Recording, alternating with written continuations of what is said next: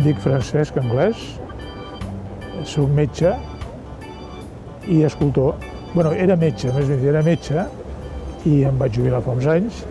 I d'escultor no dic que em vaig jubilar perquè segueixo treballant.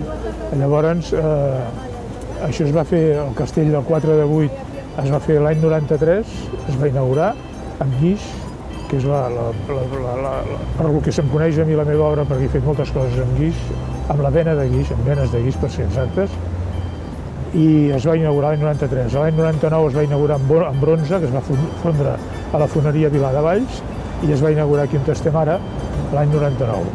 O sigui que els anys van passant i tinc el goig d'haver pogut disfrutar durant uns anys de la meva obra, res més que això.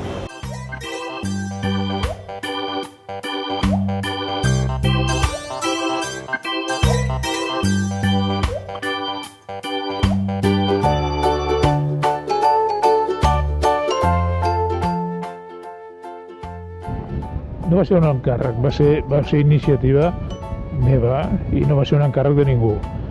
Llavors jo, arrel dels Jocs Olímpics de Barcelona, i a més que jo era un aficionat, soc un aficionat als castells, se'm va acudir de fer-ho. Jo crec que va ser un moment de maduresa perquè portava molts anys ja treballant amb escultura i va ser això, però no va ser un encàrrec de ningú. O sigui, entre la pinya, els personatges que hi ha al voltant i el tronc, són 222 retrats. Són 222 personatges i llavors els personatges de fora, que hi ha el cap de colla i els grallers. I bueno, res més que això. El 4 de 8 es va fer el moment que vaig pensar fer-ho. Això es va fer l'any 93, es va inaugurar amb guix, i l'original amb guix, i es va fer el 93 perquè vaig pensar que el 92 hi havia hagut uns Jocs Olímpics i hi havia hagut moltes coses, i en canvi l'any 93 estava una mica orfe d'atenció de la gent. Total, que es va fer llavors. El 4 de 8 es va fer perquè en aquell moment era el castell, si no el més important, quasi, de totes les colles castelleres, i se'n diu el Carro Gros, i era una mica la fita que es marcaven totes les colles quan començaven. O sigui, començaven amb castells de 7 i al final desitjaven arribar a fer el 4 de 8. Després, evidentment, amb els anys s'ha anat superant, i ara ja no cal dir-ho, però bueno, no deixa de ser una imatge d'una època. Exacte. N'hi ha que sí, n'hi ha algunes de personatges coneguts. Hi ha un terç que és l'Antoni Gaudí, el vaig fer amb un terç perquè no té recolzament de mans ni de cap mena, va per lliure. Després hi ha altres personatges, hi ha castellers de la Jove i de la Vella de Valls i de la Jove de Tarragona, n'hi ha diversos.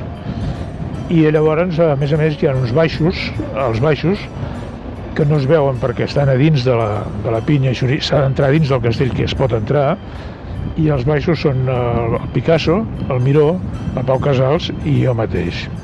Amb un retrat meu, que no és un autoretrat, sinó que me'l va fer un escultor romanès, que érem amics, el Ion Blat, i el vaig posar.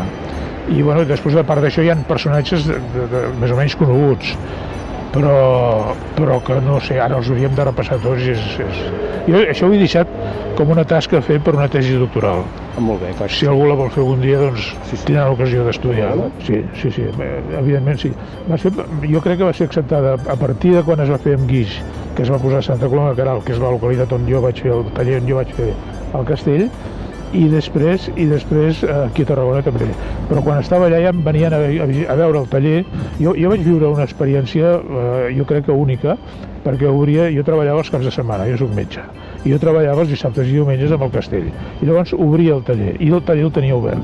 Però llavors em van venir totes les colles, quasi pràcticament les colles que hi havia, les de la província de Tarragona totes, o sigui, les d'aquí de Tarragona, les de Valls, em van passar pel taller. I llavors jo tenia dos castellers amics meus que paraven al cop, explicaven les coses i a mi em deixaven treballar, perquè si no jo no hagués fet res. Però jo treballava en públic i això jo crec que és una experiència única. Abans de decidir l'Ajuntament de Tarragona que es quedaria aquí, que es fondria, em van dir de portar-lo. El vaig portar al Metropol i es va plantar a dins del pati del Metropol amb guix. I llavors ho va veure tothom. Llavors va ser els primers que van fer pressió, van ser els castellers de Tarragona i els castellers de Valls, de la Jove i de la Vella, que van vindre i van fer pressió a nivell de l'Ajuntament perquè es fongués i es posés en un lloc definitiu. Perquè Tarragona, que era on hi havia el concurs de castells cada 2 anys, i no tenia monument casteller. Jo crec que està molt bé. Quan es va escollir el lloc que es va fer per votació popular, potser no vaig estar-hi massa d'acord de moment, perquè tots tenim la imatge del castell en un lloc més o menys edificat, que ha sigut, per exemple, una plaça, la plaça Verdaguer, un lloc així. Però, en canvi, un cop s'ha vist aquí, la perspectiva que té el castell des de que es puja per la Rambla Nova o es va baixant és increïble. I té temps, la gent té temps de mirar-se'l, de comentar-ho, i jo crec que sí, jo crec que és ideal. O sigui, cosa que no em va semblar de moment quan es va escollir, però bueno, crec que es va encertar. Sí, molt bé.